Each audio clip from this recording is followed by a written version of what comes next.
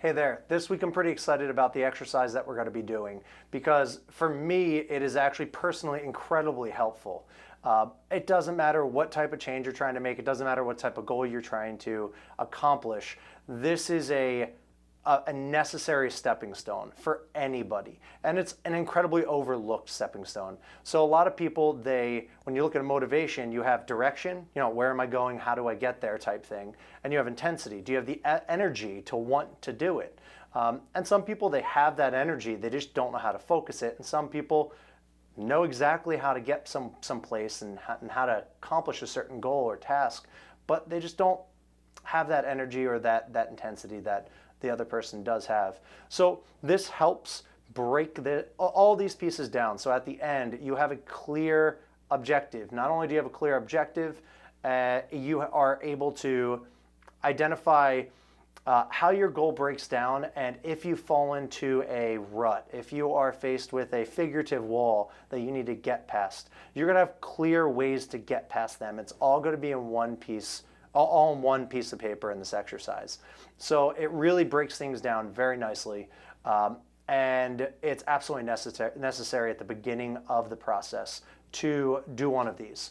So all the way back to the 70s goes the research along with the stages of change. All right, and we may have talked about this before. If not, just think any change you're trying to make, there are different stages that you could be in. Sometimes you don't even see it as a problem, whatever it is you're trying to change, and sometimes you see it as a problem and you've made multiple efforts to try and change. Some you've already completely changed and you're just trying to maintain managing the bumps in the road. Okay, so what researchers have found is that if you are able to properly identify what stage of the game you're in, stage of the change game you're in, then you're going to be able to operate more efficiently.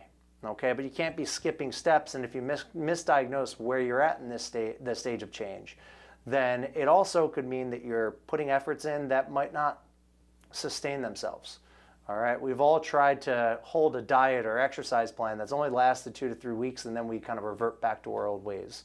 So the first things first is, if you're watching this and we've already spoken before, then most likely you're in the preparation stage. All right, so maybe you have tried to make some changes before, but likely you don't have a very detailed plan.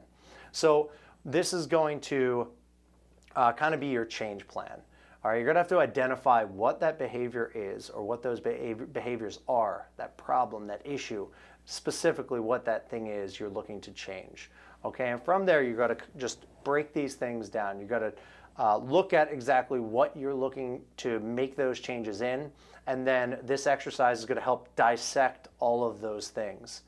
If you run into any issues, just shoot me over an email, shoot me over a text if you have my number, and we can work through this. But for the most part, it's pretty straightforward. Okay, if you're able to identify clearly what that specific behavior is that you're looking to change, then the rest of it will come a lot easier. If it's very hard and vague with what that behavior is that you're looking to change, or if there's too many, then it can become slightly confusing. So try and keep this simple. Focus on 1, maybe 2 behaviors that are specific that you're looking to make changes in, that you identify as a problem, and you're looking to make those changes. Action is necessary, but you might not necessarily have a plan yet. So I want you to fill out as much as you can of these, and we're going to use this worksheet to elaborate on certain areas. If you're not able to fill in other areas, then we can work on filling those in. But it's going to give us a nice jumping off point on what that area of change is that you're looking to actually make and put some effort into. And also what things are like what coping mechanisms, what problem-solving techniques will you use if you find yourself in a bind. All right, so any questions, shoot them over to me, but answer as many as you possibly can, starting with what are the specific behaviors that I'm looking to make changes with. And I will take a look at this when you're done with it, shoot it over to me, and we'll move forward from there. All right, have a good day, enjoy.